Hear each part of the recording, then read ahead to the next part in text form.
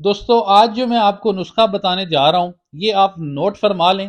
یہ جب سردیاں زیادہ ہوگی، جب آپ کے جانور ٹھنڈ محسوس کریں گے اور سردی کی وجہ سے جو جانور دودھ کم کر جاتے ہیں، دودھ پر جھاگ کم بنتی ہے، جانور کے منہ اور ناک سے پانی ٹپکتا رہتا ہے، ٹھیک ہے، اور جانور کی اوور آل جو پروڈکشن ہے وہ کم ہو جاتی ہے، اور اس کے علاوہ جانور پانی بہت کم پیتا ہے، ٹھیک ہے۔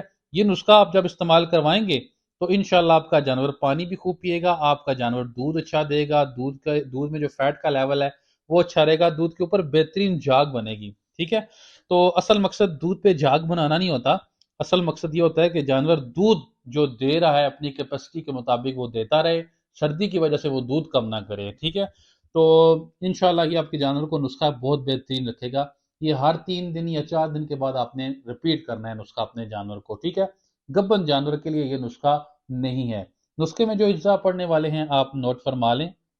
گڑ آپ نے لے لینا ہے ½ کلو، اس کے بعد ہلدی آپ نے لے لینی ہے 50 گرام، سفید زیرہ آپ نے لے لینا ہے 50 گرام، میتھرے آپ نے لے لینے ہیں 50 گرام، اور میٹھا سوڈا آپ نے لے لینا ہے 50 گرام۔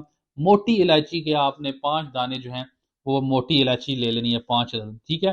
ان سب چیزوں کو پیس لیں، باریک کر لیں، گرینڈ کر لیں، پھر آپ ان کی پنیاں بنا کر جانوروں کو رات کے وقت استعمال کروائیں، پھر 3 دن کے بعد ریپیٹ کرواتے رہیں۔ ایسے اگر شدید سردیوں کا موسم چل رہا ہو اس طریقے سے آپ جانور کو دیتے رہیں، انشاءاللہ آپ دیکھیں گے آپ کا جانور بھرپور دودھ دے گا، اور دودھ میں فیٹ کا لیول بھی برقرار رہے گا، دودھ کا ذائقہ بھی بہت بہترین ہو جائے گا، ٹھیک ہے۔